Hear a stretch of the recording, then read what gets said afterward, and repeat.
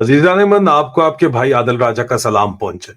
अजीजान मन फौज में जो सबसे पहली चीज पढ़ाई जाती है, बल्कि बहुत अहम तरीन चीज पढ़ाई जाती है बाकी तमाम सब्जेक्ट्स के अंदर, वो होती है नो योर एनिमी। खैर आज हम नो योर एनिमी तो नहीं पढ़ने लगे, लेकिन आज हम एक ऐसे किरदार के बारे में तज्जिया करने जा रहे हैं जिसने पाकिस्तान की सियासत और अवाम सभी उसको बहुत गौर से देख रहे हैं।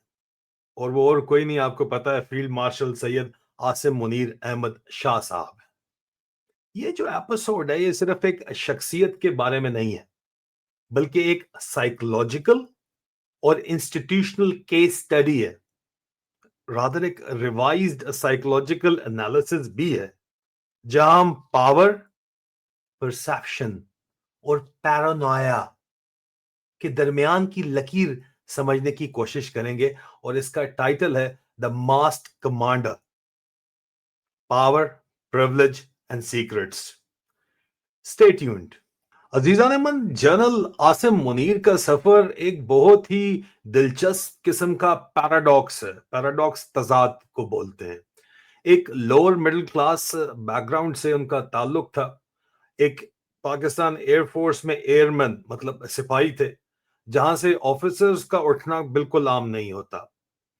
आज पाकिस्तान के सबसे ताकतवर तरीन शख्स हैं। और ये जो उनका सफर है, ये बहरहाल कोई आम सफर नहीं है।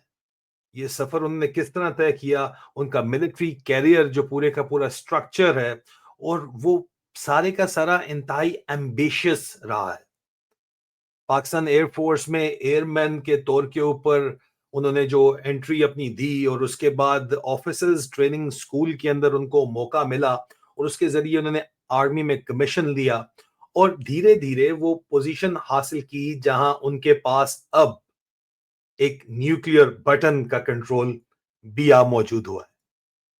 ये राइज मेरिट से ज्यादा एक साइकोलॉजिकल फिनोमेना है, एक नफ्सियाती फिनोमेना है। एक इंसान जो सिस्टम को समझता भी है और मैनिपुलेट भी करता है, जिसके लिए और जिसकी वजह से उसका नाम द डिसीवर दिया गया उसके अपने कोलीग्स की तरफ से। जैसा कि मैंने आपको बताया कि फौज के अंदर उनका एक नाम मशहूर है, द डिसीवर। और ये जो तस्वीर आपको नजर आ रही है, ये पाकिस्तान आर्मी के स्टाफ कॉलेज के जर्नल की तस्वीर है। जर्नल का मतलब जरीदे की तस्वीर है, जिसमें उनका नाम द डिसीवर 219 ढेरी हसनाबाद रावलपिंडी मेजर आसिम मुनीर अहमद शाह के तौर के ऊपर छापा गया। फौज के अंदर उनका नाम जो मशहूर है, इसका मतलब ये नहीं कि वो झूठ बोलते हैं, बल्कि वो हर सिचुएशन में अपने आप को अलग नैरेटिव, अलग बयानिए के जरिए इस्टेब्लिश करते हैं। एक दिन वो मॉरल रिफॉर्मर होते हैं, हाफिज साहब बन जाते हैं, और दूसरे दिन वो एक पॉलिटिकल स्ट्रैटेजिस्ट बन जाते हैं, जिसके आगे जो है वो नवाज शरीफ साहब भी झुक जाते हैं, जरदारी साहब भी झुक जाते हैं, शहबाज शरीफ भी झुक जाते हैं। अगर कोई नहीं झुकता तो इमरान खान नहीं झुकता, और वो जेल पहुंच जाता है। यहां से इनका एक साइकोलॉजिकल पैटर्न समझ आता है। वो साइकोलॉजिकल पैटर्न क्या है? पैटर्न है कंट्रोल्ड सीक्रेसी। ये एक पर्सनालिटी ट्रेट है, एक शख्सियत का एक गुर है जो अथॉरिटेरियन लीडरशिप में आम होता है, पूरी दुनिया में देखा जाता है। इसमें ये करते क्या है कि इसका जो खास मकासद है वो ये है कि पावर को रिटेन करना, फिर परसेप्शन को कंट्रोल करना, अवाम की जो ज़हनियत है उसको कंट्रोल करना, उनकी सोच को कंट्रोल करना, और सबसे ज़्यादा अनप्रेडिक्टेबिलिटी मेंटेन करना कि पता नहीं क्या हो जाएगा, ओह कुछ हो जाएगा, घर से बाहर मत निकलना, कुछ भी हो सकता है। अनप्रेडिक्टेबल, आपको सुबह का ये नहीं पता कि शाम को क्या होने वाला है। और इस खौफ और फियर के जरिए कंट्रोल मेंटेन करना, ये कंट्रोल्ड सीक्रेसी होती है। उनका हर डिसीजन एक लेयर के पीछे छुपा हुआ होता है इन जैसे लोगों का, जहां ट्रांसपेरेंसी या शफाफियत सिर्फ एक रेटरिक बन के रह जाती है, सिर्फ एक बातचीत बन के रह जाती है। کہ جناب کوئی ٹرانسپیرنسی ہم دکھائیں گے، لیکن ٹرانسپیرنسی ہوتی کوئی نہیں ہے حقیقت میں۔ ہر چیز جو ہے وہ ایک کنٹرول سیکریسی کے تحت چل رہی ہوتی ہے، ایک سائیکولوجیکل فینومینا ہے۔ تھوڑا سا میں اس کو مزید سمجھاتا ہوں آپ کو۔ اگر ہم پبلکلی اویلیبل آبزرویشنز اور انالیسس کو دیکھیں تو فیلڈ مارشل عاصم منیر کا ایک ڈوئل پرسنالٹی پیٹرن، دوہرا جو ذہنی جو معیار ہے، یا ان کی جو ایک سوچ ہے، یا ان کی ایک پرسنالٹی ہے، وہ سامنے آتی ہے۔ اس جو دوہرا معیار ہے، جو دورے ڈیول پرسنالٹی ہے، اس کے اندر سب سے پہلے جو ان کے مخصوص ٹریٹس ہیں وہ کیا ہیں، اس کے اوپر بات کر لیتے ہیں، وہ میں آپ کو بتاتا ہوں۔ ان کی جو بنیادی خصوصیات ہیں، کور ٹریٹس ہیں، اس میں سب سے پہلے high self control and strategic patience پتہ چلتی ہے۔ بہت زیادہ ان کا کنٹرول تو ہوتا ہے، اور یہ صبر بھی کرتے ہیں۔ ان کی long service intelligence back ground کی وجہ سے ڈی جی ملٹری انٹیلیجنس رہے ہیں، اور بڑے عرصے سے ملٹری انٹیلیجنس کے اندر کام کر رہے ہیں۔ یہ کرنیلی کے اندر ہی سے بہت مشہور تھے، ایم آئی کے آفیسر، اور پھر آئی ایس آئی کے اندر بھی رہے ہیں۔ اس بیک گراؤنڈ نے انہوں نے ان کو ایک میتھڈولوجیکل تھنکر بنا دیا ہے۔ وہ سوچ سمجھ کے سوچتے ہیں، ٹھیک ہے۔ اور اس کے علاوہ جو سب سے زیادہ جو دوسری کورز ان کی اسٹرینتھ ہے، وہ ہے ان کی ہائی اتھارٹیرینزم، مطلب کہ ڈنڈا میرے پاس ہے، جو بھی کرنا ہے میں نے کرنا ہے۔ کمانڈ کا obsession ایسے شخص کو ہوتا ہے، اور ڈسینٹ، مخالفت بالکل برداشت نہیں کرتے یہ لوگ۔ اور اس کے علاوہ ان کی جو تیسری ٹریٹ ہوتی ہے وہ لو اگریبلنس ہوتی ہے، کہ یہ کسی صورت بھی مانتے نہیں ہیں اگر ان کے خلاف کوئی بات کرے، ان کے اوپر تنقید کرے، تو ان کے اندر جو ہے وہ ایمپتھی کا ایلیمنٹ نہیں ہوتا، یہ ان کو کوئی موقع نہیں دیتے، آگے سے پڑ جاتے ہیں۔ آفیسرز جنہوں نے اوپن دربارز میں ان کی باتیں سنی ہیں، وہ ان کے بارے میں بتاتے ہیں، اور وہ یہ کیوں کرتے ہیں؟ یہاں پہ چوتھی چیز آ جاتی ہے کہ بڑا اسٹرانگ سیلف رائچسنس ان کے اوپر ہوتا ہے، کہ میں جو بھی کر رہا ہوں بس میں ٹھیک کر رہا ہوں، میرے علاوہ باقی سارے بندے جو ہیں وہ ایسے ہی ابیاں مار رہے ہیں جی۔ اپنے نیریٹو کو مورل سپریورٹی کے ساتھ جسٹیفائی کرتے ہیں، قرآن کی آیات سناتے ہیں، جا کے کہتے ہیں کہ تم اللہ کی جنگ لڑ رہے ہو۔ ہر ایکٹ کو قومی فرض کے طور کے اوپر جو ہے وہ فریم کرتے ہیں، لیکن حقیقت میں وہ کیا ہوتا ہے وہ تو خیر سب کو پتہ ہی ہے کہ کیا ہوتا ہے۔ دوسرا، یہ ان کے کور ٹریٹس ہیں۔ ابھی آتے ہیں ان کے جو ڈارک ٹرائیڈ انڈیکیٹرز ہیں بیہیویئرل آبزرویشنز کی طرف، جو ان کی شخصیت کے تاریک پہلو ہیں، ان کے اوپر بات کرتے ہیں۔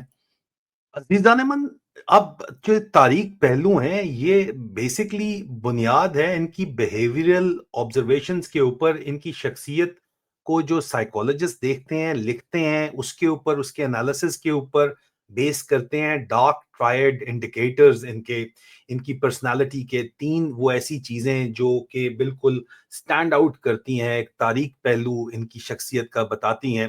اس میں سب سے پہلے جو نام ہے وہ آتا ہے جناب میکیویلنزم کا۔ اب یہ میکیویلنزم کیا ہے؟ دیکھیں، اطالوی مفکر تھے نکولو میکیویلی، ان کی کتاب تھی دا پرنس۔ یہ اس سے اخذ شدہ ایک سیاسی اور نفسیاتی تصور ہے۔ اس میں حکمران یا فرد کو مشورہ دیا جاتا ہے کہ طاقت حاصل اور برقرار کرنے کے لیے چالاکی، دھوکہ دہی اور عملی فائدے کو اخلاقیات کے اوپر ترجیح دی جائے، ٹھیک ہے؟ یعنی غائیت کا جواز ذریعہ دیتا ہے، اینڈ جسٹیفائز دا مین۔ جدید نفسیات میں یہ ڈارک ٹرائیڈ کی ایک خصوصیت ہے جس کے اوپر ہم یہاں پہ اس وقت بات کر رہے ہیں، جو خود غرضی، ہمدردی کی کمی اور دوسروں کو استعمال کرنے کی پالیسی کو ظاہر کرتی ہے، جہاں فرد ہمیشہ ذاتی فائدے کی تلاش کے اندر رہتا ہے۔ اب یہاں پہ اس چیز کو دیکھتے ہوئے، اور یہ آبزرویشن بیہیویئرل آبزرویشن ہے، قطعی طور کے اوپر کوئی بھی اور بہت سے لیڈرز کے اندر یہ پائی جاتی ہے۔ اب اس کی وجہ سے یہ یہاں پہ دیکھنے میں کیوں یہ آبزرویشن سائیکولوجسٹ کیوں اس کے اوپر بات کرتے ہیں، پبلکلی اویلیبل ہے یہ بات چیت جو ہے، کیوں اس کے اوپر بات چیت کی جاتی ہے؟ کیونکہ ایسے جو لوگ ہوتے ہیں وہ پولیٹیکل الائنسز کو مینپولیٹ کرتے ان کو دیکھا گیا ہے، جس طرح یہاں پہ نظر آتا ہے۔ یہ ان کی اسٹریٹجک سائیکی کا کور ہوتا ہے، یہ بات سمجھنے والی ہے۔ اور دوسرا نارسسزم، خود پسندی، سیلف امیج اور سمبولک کنٹرول جو ہوتا ہے ان کے لیے ریئل پاور سے بھی زیادہ امپورٹنٹ، اہم ہوتا ہے۔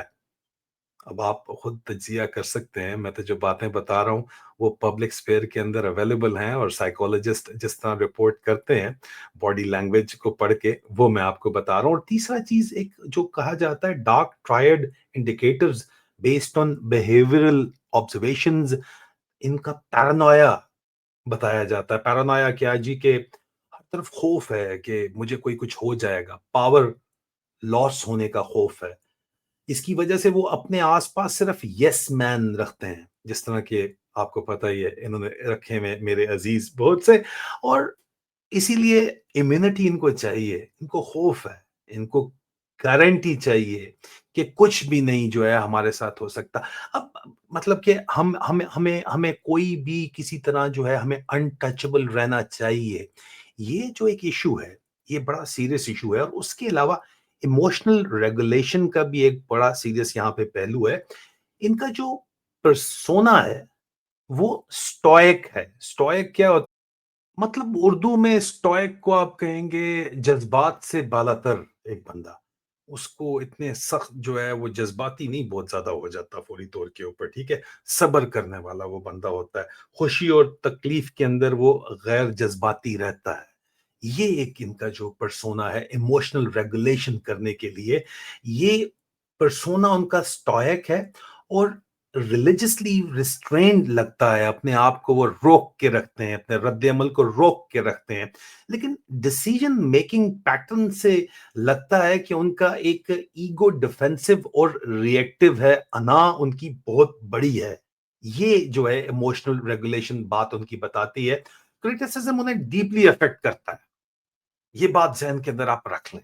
عمران خان کے ساتھ جو کچھ ہو رہا ہے وہ اسی وجہ سے ہو رہا ہے، سختیاں بھی ہوئیں، عمران خان صاحب نے اس کا گلہ بھی کیا، لیکن یہ بات ذہن میں رکھیے کہ سائیکولوجیکل انالیسز، ان کا بیہیویئرل آبزرویشن یہ بتاتی ہے کہ ان کو بہت شدید تکلیف ہوتی ہے جب ان کے اوپر تنقید کی جاتی ہے، اور اس کا جواب وہ خود نہیں دیتے، ظاہری بات ہے کہ ادارہ جواب دیتا ہے، آئی ایس پی آر موجود ہے، اس کے بہت زیادہ ٹینٹیکلز موجود ہیں، وہ سب کے سب اس کا جواب دیتے ہیں جس چیز سے ان کو تکلیف ہو۔ عزیزان من، ریسرچ کے مطابق عاصم منیر کا جو لیڈرشپ ماڈل ہے وہ ایک پاور پیراڈاکس ہے، مطلب کہ تضاد ایک ماڈل پایا جاتا ہے۔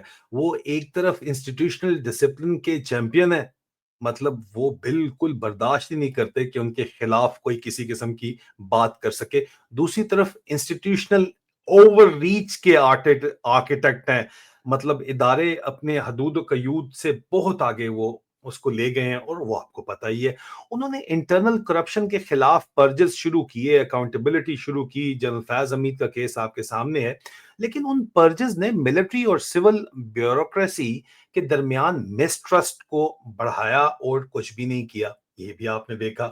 یعنی مورل کلینزنگ، جو اخلاقی برتری کا جو نیریٹو ہے، وہ صرف پاور کنسولیڈیشن ٹول بن گیا ہے، صرف طاقت کے اوپر کنٹرول کرنے کا ایک ذریعہ بن گیا ہے۔ جب فوج اور حکومت ایک ہو جائیں تو اکاؤنٹیبلٹی بس ایک جو سلوگن بن کے رہ جاتی ہے، احتساب بس ایک نعرہ بن کے رہ جاتا ہے۔ اس وقت پاکستان میں جنرل عاصم منیر کا جو انفلوئنس ہے وہ آپ کو بڑے اچھے طریقے سے پتا ہے کہ اتنا زیادہ ہے کہ سینٹرلائزیشن کا ایک جو پاور ہے اس کا ایک سائیکولوجیکل اثر ہوا ہے، اور ہر انسٹیٹیوشن کے اندر اب جو ہے ان کی ریچ اتنی زیادہ ہو گئی ہے کہ ہر جو ادارہ ہے وہ صرف ایک ہی بیانیہ ریپیٹ کرتا ہے بار بار، جو ان کا بیانیہ ہے، کیونکہ ان کو پتا ہے کہ اس کے علاوہ اگر کچھ کیا تو پھر وہ بڑے صاحب ناراض ہو جائیں گے۔ سائیکولوجیکل پروفائل اس لیے میں آپ کو بتا رہا ہوں کیوں اتنے زیادہ ڈر کے سارے بیٹھے رہے۔ عزیزان من، یہ پروفائل ایک لیڈر کا نہیں، ایک سسٹم کا ریفلیکشن ہے، ایک ایسا سسٹم جو پاور کو ایڈکشن میں ریالٹی سے دور ہوتا جا رہا ہے، ٹھیک ہے نا، پاور کی ایڈکشن کے اندر، طاقت کا جو نشہ ہے اس کے اندر جو حقیقت ہے اس سے بہت دور ہوتا جا رہا ہے۔ اینالسٹ لکھتے ہیں کہ جب ایک لیڈر ایبسلوٹ پاور حاصل کر لیتا ہے تو اس کا رسک پرسپشن ڈسٹارٹ ہو جاتا ہے. Absolute power corrupts absolutely. General Musharraf کے دور میں، جنرل ضیاء الحق کے دور کے اندر یہ ہم نے دیکھا. پھر ان کو سمجھ نہیں آتی کہ خطرہ کہاں پہ ہے. اسے لگتا ہے کہ وہ بالکل ناقابل تسخیر ہو گیا ہے. یہ بہت خطرناک ہوتا ہے، خاص طور پر اس شخص کے لیے جس کے پاس نیوکلیئر کمانڈ اتھارٹی ہو. اب جو بین الاقوامی مبصرین ہیں، بشمول تھنک ٹینکس جو کہ اس وقت واشنگٹن ڈی سی کے اندر یا لندن کے اندر بیٹھے ہوئے ہیں، یا ایک ڈیفنس واچرز جن کو بولتے ہیں، انٹیلیجنس کمیونٹی ہے بین الاقوامی، وہ اسی وجہ سے عاصم منیر کی ڈیسیجن میکنگ پروسیس کو بہت زیادہ کلوزلی مانیٹر کر رہی ہے. سوال یہ نہیں کہ وہ کیپیبل ہیں یا نہیں، ان میں قابلیت ہے یا نہیں. سوال یہ ہے کہ ان کا جو سیلف امیج اور ایک اسٹیٹ امیج جو ہے، ان کا ذاتی امیج اور ایک ریاستی امیج جو ہے، وہ ایک دوسرے سے اتنا زیادہ اوور لیپ ہو چکا ہے کہ ان میں فرق کرنا جو ہے وہ بہت زیادہ مشکل ہوتا جا رہا ہے. عزیزان من، ماسٹ کمانڈر ایک سائیکولوجیکل سٹڈی ہے. پاور، پیرانویا اور پریولیج کی کہانی. عاصم منیر پاکستان کے سب سے طاقتور ترین آدمی ہیں، اس میں تو کوئی شک نہیں ہے. اب لیکن یہ طاقت اگر سیلف ریفلیکشن کے بغیر یوز کی جائے، استعمال کی جائے، تو ان کے لیے بھی یہ خطرہ بن سکتی ہے، اور پاکستان کے لیے تو بن چکی ہے. جیسا ایک اینالسٹ نے لکھا تھا، بڑے ہی مشہور اینالسٹ ہیں، نام مجھے یاد نہیں آ رہا، انہوں نے لکھا تھا: when uniform becomes the mask, truth becomes the enemy. جب وردی نقاب بن جائے تو سچ دشمن بن جاتا ہے. عزیزان من، میں ہوں آپ کا بھائی عادل راجہ. بہت جلد دوبارہ ملاقات ہوتی ہے. خدا حافظ.